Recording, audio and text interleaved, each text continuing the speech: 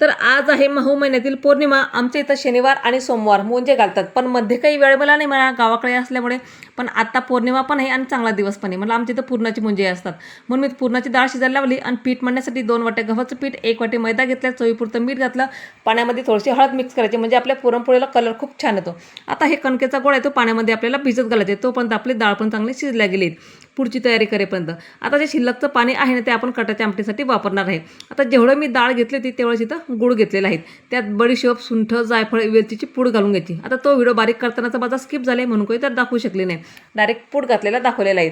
आता यामध्ये कटाच्या आमटीसाठी आपल्याला कांदा, खोबरं गॅसवर चांगलं भाजून घ्यायचे, चांगले काळे होईपर्यंत। त्यामध्येच आपल्याला भरपूर सारा लसूण घालून घ्यायचं आणि लाल तिखट घालून घ्यायचं। आता हे गावाकडनंच आणलं होतं मी, त्यात चवीपूर्ण मीठ घालायचं आणि मसाला तयार करून घ्यायचा। आता जेव्हा आपण कटाची आमटी करतो त्यात तेल थोडंसं जास्तच घालायचं आहे, तेल थोडं जास्त घातलं, जिरं घालून घ्यायचं आणि मसाला तयार वाटलेला त्यात घालून घ्यायचे। घरातले कोरडे मसाला घालायचे, लाल तिखट घातला, धना पावडर आणि गरम मसाला घातला। आता मी लाल तिखट बेडगी मिरचीचं घातलं, आधी तिखटवालं घातलं तो मसाला चांगला 3 ते 4 मिनिटं तेलामध्ये चांगला परतून घ्यायचा, तरच त्यावरती त्या आमटीची चव त्यावरती अवलंबून असते।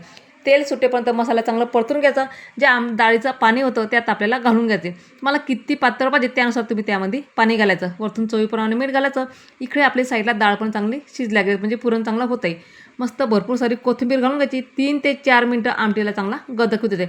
आता जेवढं आमटीला गदकी ना तेवढी त्याची चव ते चांगली लागते। आपलं पुरण पण इथं तयार झालं, लगेच पुरणाच्या चाळणीतून ते बारीक करून घ्यायचं आहे। आता मस्त आपलं पुरण पण तयार झालेत आणि कटाची आमटी पण तयार झाली। मी पूर्ण स्वयंपाक केलेला आहे, पण तो काही व्हिडिओ तुमच्यासोबत शेअर नाही केला कारण व्हिडिओ आपला खूपच लॉंग होतो, म्हणून फक्त कटाची आमटी आणि पुरणपोळी दाखवली। आता भिजवलेली कणिक होती ना पाण्यातून काढून घ्यायचं, चांगलं 3 ते 4 मिनिटं चांगलं त्याला चोडून घ्यायचं, म्हणजे तरच आपल्या पुरणपोळ्या खूप छान येतात। इकडे आपली आटाची आमटीला पण चांगला गदक आला आहे, लगेच पोळ्या करायला घ्यायच्यात। तवा गरम करायला ठेवायचा आहे, कणकेचा उंडा घ्यायचा आणि पुरण आपलं भरून घ्यायचं। आता तुमची बनवण्याची पद्धत कशी आहे तेही मला कमेंट्स करून नक्की सांगा। मस्त आपल्या पोळ्या करून घ्यायचा, इथं मैदाच वापरला आहे लावण्यासाठी मी, आणि पोळी लाटून घ्यायची।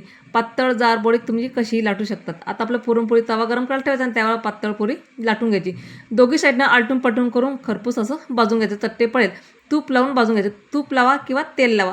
मस्त गुबगुबीत आपली पुरणपोळी तयार झाली आहे। आता दोघी साईडनं आलटून पलटून चट्टे परत इतपत आपल्याला भाजून घ्यायचे। आपली पुरणपोळी तर तयार झाली, लगेच आपण ताट वळायला घेऊयात कारण आमच्या 12च्या आत हे म्हणजे घालायचे असतात। आता पुरणपोळी पण तयार आहे आणि पूर्ण जेवण पण इथं तयार करून ठेवलं। केळीचं पान होतं गावाकडनं आलेलं, त्यावरच मला हे ताट सजवायचं होतं। मस्त आपली चटणी, लिंबू, मेथीची भाजी बनवलीत, आमटी, खीर केलीत आणि पुरणपोळी, कुरडई, पापड, भजी केलीत। आपलं पुरणपोळीचं जेवण इथं तयार झाले। एकदा करा आणि कमेंट्समध्ये मला नक्की सांगा पुरणपोळी तूप लावून घ्यायचं। तर चला तर भेटू पुढच्या शनिवारी निवडमध्ये, तोपर्यंत धन्यवाद सगळ्यांना।